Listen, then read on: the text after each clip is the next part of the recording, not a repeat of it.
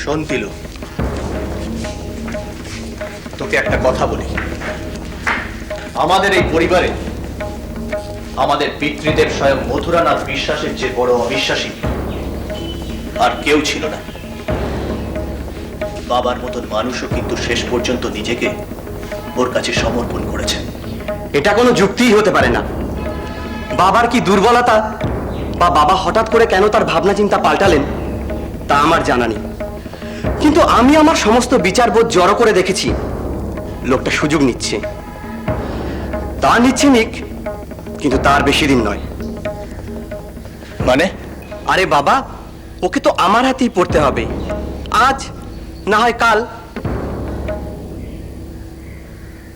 সেদিন কিন্তু আমার কথাতেই মন্দির চলবে, কারণ ওই মন্দিরের সেবায়িতের উত্তরাধিকার একমাত্র আমার হাতেই থাকবে। তোর একার? একার কি দোকার তা আমার জানা নেই, কিন্তু সকলকে কি করে বাগে আনতে হয় তা আমার খুব ভালো করেই জানা আছে।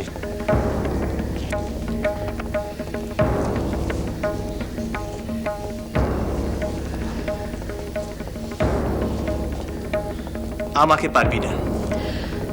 তোকে না হয় ছেড়েই রাখবো, কিন্তু তবুও দল আমার দিকেই ভারী থাকবে। কি করবি তুই সেদিন? কি করব?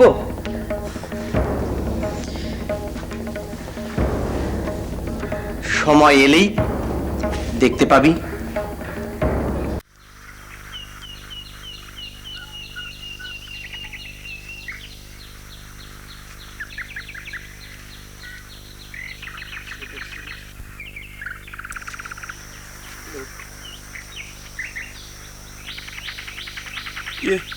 না গো সাধু বাবা, এই অন্ন ভোগ এনেছি, মায়ের প্রসাদ তো, ডেকে বলো ঠিক খেয়ে নেবেন। একে কি বলি বলো তো? হ্যাঁ, কি দশা, একেবারে বাচ্চবত্তাই নেই। এক নাগাড়ে এতদিন ধরে চলছে, কি মুশকিল বলো তো। তাহলে কি করবে গো? খাওয়াবো, খাওয়াতে তো ওকে আমায় হবেই, নইলে ওকে আমি রাখবো কি করে? সেটা কি উনি নিজে বোঝেন না গো? কি করে বুঝবে? এই যে দেহটা, সেই দেহবোধটাই তো ওর নেই। দেখছো না, দেখছো না, দিন কি রাত সে হুঁশ নেই, কোনো হুঁশ নেই। নাকে মুখে মাছি ভন ভন করছে, যেন যেন মরা মানুষের হাল। ধুলোয় ধুলোয় চুলগুলো একেবারে জট পাকিয়ে গেছে। কি সব বলছো গো? তোমার তোমার মুখের কি কোনো আগল নেই? তুমি জানো ইনি কে? কে জানো ইনি? জানি জানি জানি,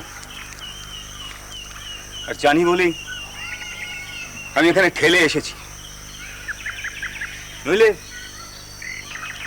নইলে আমাকে তো তোমরা ডেকে আনোনি বাবারা। কি মুশকিল, কি মুশকিল বলো তো। এ বেটা, এ বেটা, আরে এ বেটা, ওইরকম টঙে চড়ে বসে থাকলে চলবে? নিচে নেমে আয়। এই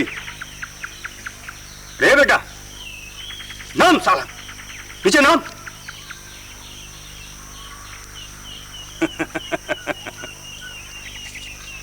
বুঝলে, যে সে অধিকারী নয় গো। কবে থেকে এই এক ভাব ধরে রেখেছে। অন্য কেউ হলে কবে পটকে যেত।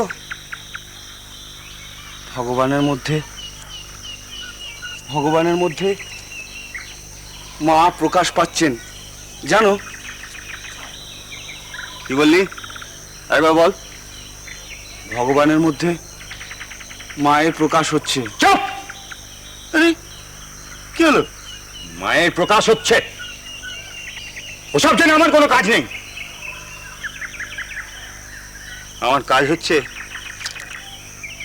হচ্ছে ওকে জিয়ে রাখা। বলতো এটা ওর কিসের দশা? ভাব ভাব পেয়েছেন গো?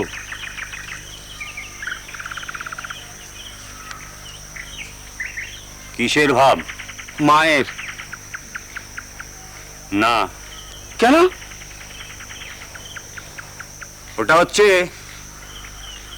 দ্বৈত ভাব, সেটা এর থেকে অনেক নিচে। সেখানে একটা চোরা দেওয়াল থাকে, বুঝেছিস? একটা চোরা দেওয়াল থাকে, সেখানে মায়ের রূপটা না অন্যরকম। আর এ হচ্ছে অদ্বৈত ভাব, ব্রহ্মে লীন। এখানে এর বিস্তার, বোম চরাচর মিলেমিশে এক হয়ে যায়। তাই না? তাই না? ও নিজেকে তার থেকে ছাড়াতে পারছে না। খাওয়াবে? হ্যাঁ, আমি সেবা করব।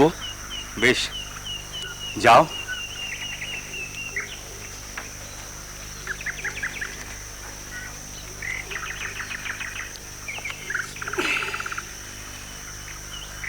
দাঁড়া।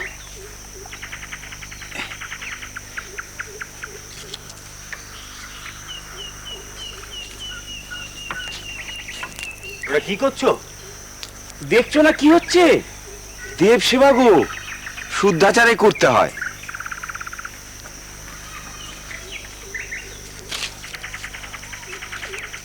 এ বেটা, এ বেটা, ওট ওট ওট ওট রে বেটা, ওট ওট ওট।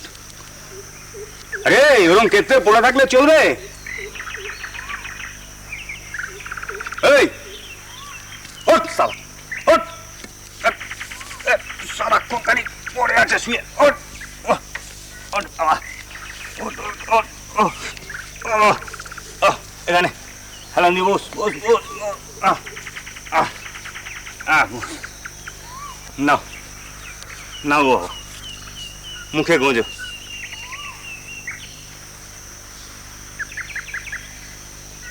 না গো, ও ভগবান, আমি গ্রাস তুলে দিচ্ছি, নাও খাও। তোমরা এতদিন কেমন করে কাটালে সেটা বল। আমরা বেশ ছিলাম গো। কিরকম কিরকম? উমা, টানা 6 মাস ধরে দেবদর্শন হলো যে, কখনো পঞ্চবটিতে, কখনো মায়ের মন্দিরে, কখনো ভাগীরথীর পাড়ে, আবার কখনো মন্দিরের চাতালে। কি রহস্য করছো বলো তো? কি রহস্য করছো? বাহ, রহস্য কেন? তোমার কি কোনো হুঁশ ছিল? অমনি তো পড়ে থাকতে এখানে ওখানে। আর সে কি সত্যি আমাদের দেবদর্শন নয়? দেবতা তার ইচ্ছে হলে দেখা দেবেন, নইলে দেবেন না। কিন্তু এখানে তো সেটি হবার জো নেই, একেবারে হাতে মজুদ। যার ইচ্ছে যখন ইচ্ছে যাও, দর্শন করে প্রণাম করে এসো। ভালো, তখন তো আমারও দর্শন চলছিল গো। শ্রীরাম কৃষ্ণ